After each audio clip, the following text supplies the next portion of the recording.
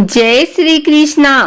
पौराणिक काल से ही भगवान श्री कृष्ण की कहानियां या कृष्ण लीला बच्चों और बड़ों को बहुत पसंद आती है। भगवान श्री कृष्ण जी की कई कहानियां हम सभी के लिए ज्ञान का भंडार है।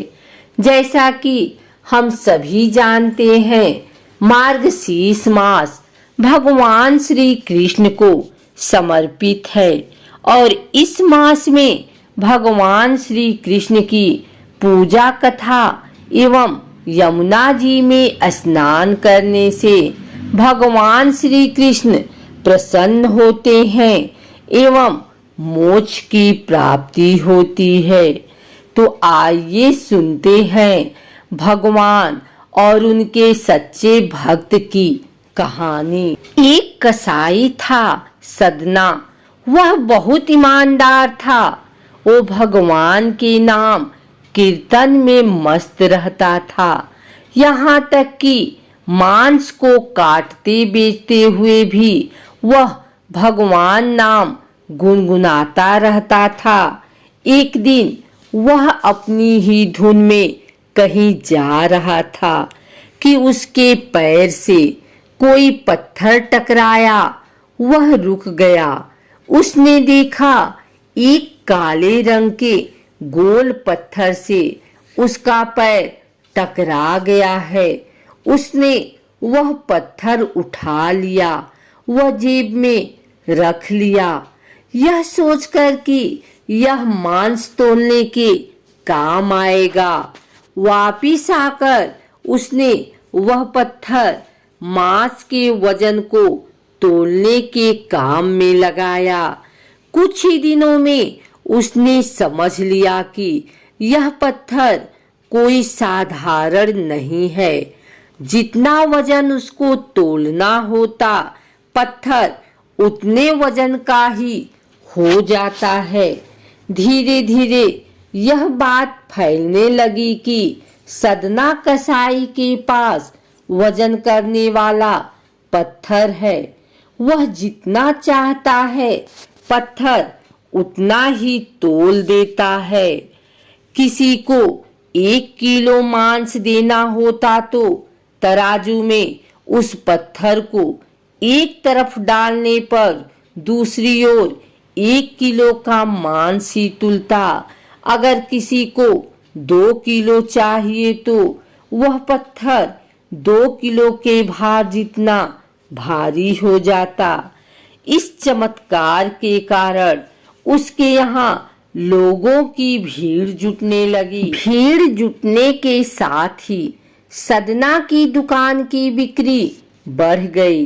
बात एक शुद्ध ब्राह्मण तक भी पहुंची।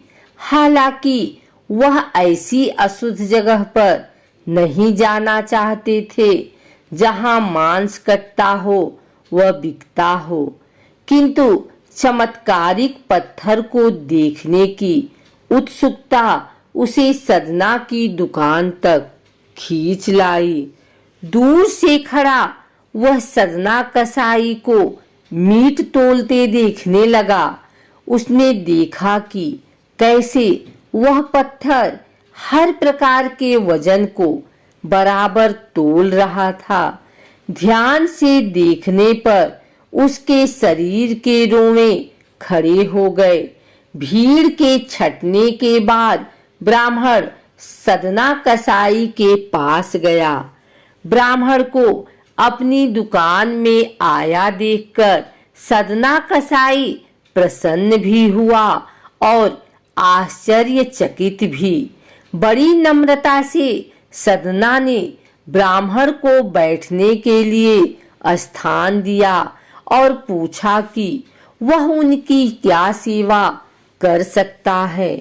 ब्राह्मण बोला, तुम्हारे इस चमत्कारिक पत्थर को देखने के लिए ही मैं तुम्हारी दुकान पर आया हूँ।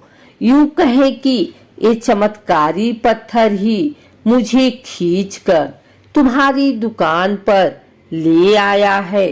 बातों ही बातों में उन्होंने सदना कसाई को बताया कि जिसे पत्थर समझकर वो मांस तोल रहा है, वास्तव में वो शालिग्राम जी हैं, जो कि भगवान का स्वरूप होता है। शालिग्राम जी को इस तरह गले कटे मांस के बीच में रखना व उनसे मांस तोलना बहुत बड़ा पाप है। सदना बड़ी ही सरल प्रकृति का भक्त था। ब्राह्मण की बात सुनकर उसे लगा कि अनजाने में मैं तो बहुत पाप कर रहा हूँ। अनुनय विनय करके सदना ने वह शालिग्राम उन ब्राह्मण को दे दिया और कहा कि आप तो ब्राह्मण हैं, अतः आप ही इनकी सेवा परिचर्या करके इन्हें प्रसन्न करें। मेरे योग्य कुछ सेवा हो तो मुझे अवश्य बताएं। ब्राह्मण उस शालिग्राम शिला को बहुत सम्मान से घर ले आए। घर आकर उन्होंने श्री शालिग्राम को स्नान करवाया, पंचामृत से अभिषेक किया व पूजा अर्चना आरंभ कर दी। कुछ दिन ही बीते थे कि उन ब्राह्मण के स्वप्न में श्री शालिग्राम जी आए और कहा, हे ब्राह्मण, मैं तुम्हारी सेवाओं से प्रसन्न हूँ, किंतु तुम मुझे उसी कसाई के पास छोड़ आओ।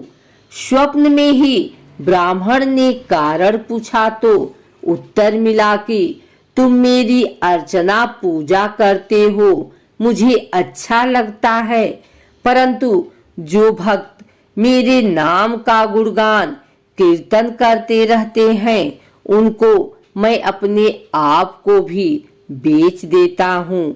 सदना तुम्हारी तरह मेरा अर्चन नहीं करता है, परंतु वह हर समय मेरा नाम गुनगुनाता रहता है, जो कि मुझे अच्छा लगता है, इसलिए तो मैं उसके पास गया था।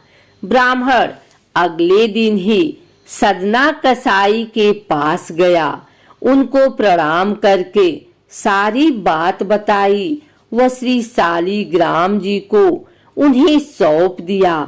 ब्राह्मण की बात सुनकर सदना कसाई की आंखों में आंसू आ गए।